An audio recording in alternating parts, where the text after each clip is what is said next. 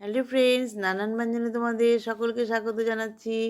আজ আমি ঘরোয়াভাবে একটু ডিম রান্না করছি, সেটা দেখাচ্ছি। আমি ডিমগুলোকে আগে সিদ্ধ করে নিয়ে এগুলো লবণ হলুদ দিয়ে মাখিয়ে নিয়েছি। আর আলুগুলোকে আমি আলাদা সিদ্ধ করে নিয়েছিলাম, এটার মধ্যে এখন লবণ হলুদ মাখিয়ে নিয়েছি।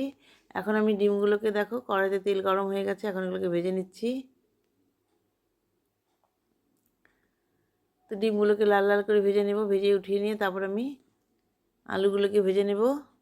তো ডিমগুলোকে দেখো ভেজে নামিয়ে নিয়েছি। এখন আমি এর মধ্যে আলু সিদ্ধগুলোকে একটু লবণ হলুদ দিয়ে মাখিয়ে নিয়ে এটাকে ভেজে নিচ্ছি। এখন আলুগুলোকেও একটু ভেজে নামিয়ে নিচ্ছি। আর এখানে দেখো আদা আর কাঁচা লঙ্কাটাকে আমি পেস্ট করে নিব।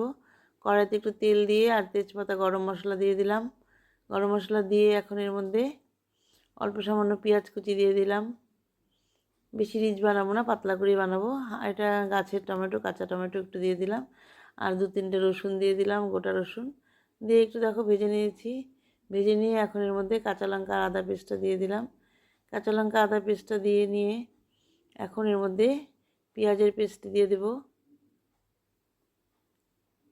এখন এর মধ্যে পেঁয়াজের পেস্টটা দিয়ে দিলাম। পেঁয়াজের পেস্টটা দিয়ে এখন এটা জল দিয়ে একটু ধুয়ে দিয়ে দেবো। তাই এইভাবে এখন নাড়িয়ে নিচ্ছি। সব মশলাগুলোকে একটু ভেজে নিচ্ছি। ভেজে নিয়ে এখন এর মধ্যে আমার গরম জল করা আছে, এখন এর মধ্যে একটু গরম জল দিয়ে দেবো। আর এখন এর মধ্যে একটু লবণ হলুদ আর লঙ্কার গুঁড়ো দিয়ে দিলাম। দিয়ে ভালো করে একটু মিশিয়ে নিচ্ছি। মশলার সঙ্গে মিশিয়ে একটু ভেজে নিচ্ছি। এখন এর মধ্যে দিয়ে দিব হচ্ছে জিরের গুঁড়ো আর ধনের গুঁড়ো দিয়ে দিলাম। দিয়ে ভালো করে একটু মিশিয়ে নিচ্ছি। দেখো মশলাটা একদম ভাজা ভাজা হয়ে গেছে। এখন এর মধ্যে গরম জল দিয়ে দেব। এখন এর মধ্যে একটু গরম জল দিয়ে দিলাম। তো অল্প সামান্য দিয়ে দিলাম গরম জল। দিয়ে এখন ভালো করে একটু মশলাটাকে মিশিয়ে নিচ্ছি গরম জলের সাথে।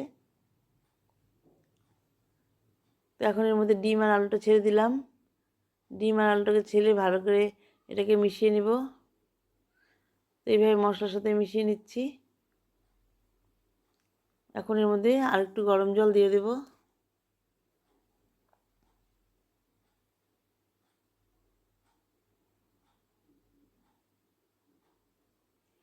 তো এইভাবে ভালো করে মশলার সাথে একটু কষিয়ে নিয়ে এখন এর মধ্যে একটু গরম জল দিয়ে দেব। দেখো মশলাটা ফুটে গেছে, এখন এর মধ্যে একটু গরম জল দিয়ে দিলাম। বেশি জল দেবো না, তো এটুকুনি দিলাম, একটু হালকা পাতলা করে বানাচ্ছি। তো এইভাবে মিশিয়ে নিয়ে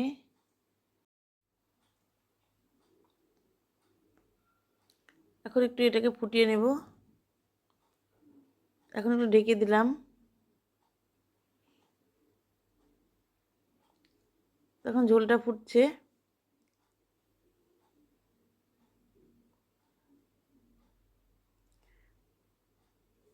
আর কিছুক্ষণ পরে আমি এরপরে ঝোলটাকে নামিয়ে নিব। এরকম হালকা পাতলাভাবে বানাচ্ছি। তো বন্ধুরা, তোমাদের যদি ভালো লেগে থাকে তাহলে প্লিজ একটু কমেন্টস করবে ও সাবস্ক্রাইব করে পাশে আসবে। আর তোমাদের কোনো যদি অন্যভাবে রান্না থাকে সেটা আমাকে জানাবে। তো এইভাবে আমার রান্নাটা শেষ হয়ে গেল। এখন আমি এটাকে সার্ভ করে দেব। তো বন্ধুরা দেখো, এখন আমি এটা কড়াইতেই মানে দেখাচ্ছি। তো এইভাবে আমার রান্নাটা এখন শেষ হয়ে গেল। এখন আমি উনানটাকে অফ করে দিলাম। তো বন্ধুরা, তোমরা সবাই ভালো থেকো এবং সুস্থ থেকো এবং অবশ্যই আমার পাশে থেকো। নমস্কার।